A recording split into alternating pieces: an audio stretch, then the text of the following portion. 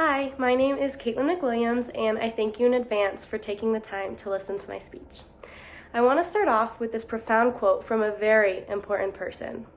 Troy Bolton says, "I always liked the idea of being in charge of my future until it actually started happening."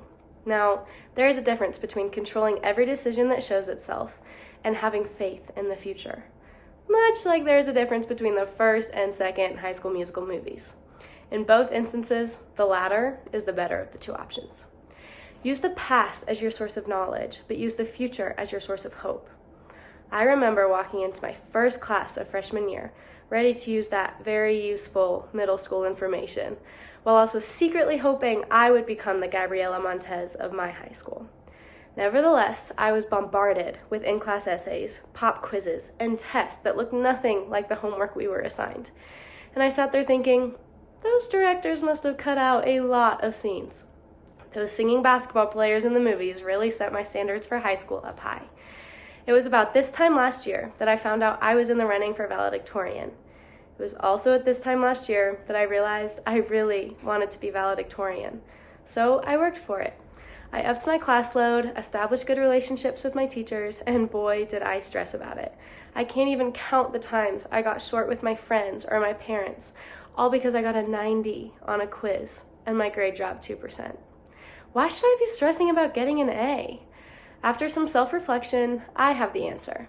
But I want you guys to do some self-reflection of your own and see if you can figure it out.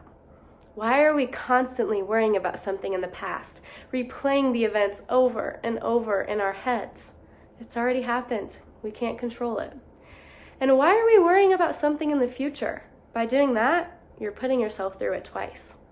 I'm not saying don't wonder where your future is headed, and I'm not saying don't work hard for your goals. What I am saying is make sure that that goal isn't the only reward for your sacrifices. Because you're going to give that speech in front of your whole class, or you're going to get that letter in the mail saying you were accepted into your dream school, or you're going to get that call saying you were offered the job. And then you'll have about 30 seconds of euphoria. 30 seconds to think, wow, I did it. Half a minute to understand where all that work was going. But then that 31st second comes and you're left thinking, now I have to do it all again? Yep, hard work is the only way to get what you want. But try to remember, those 30 seconds of pride aren't quite as important as those relationships that should last forever. You shouldn't be working so hard and getting so stressed that you sacrifice your ability to be present for the people you hold close. Now, some of those relationships might end when high school does, and that's okay. But if you get in the habit of being locked in your little stress bubble, soon you'll be choosing your career over your spouse.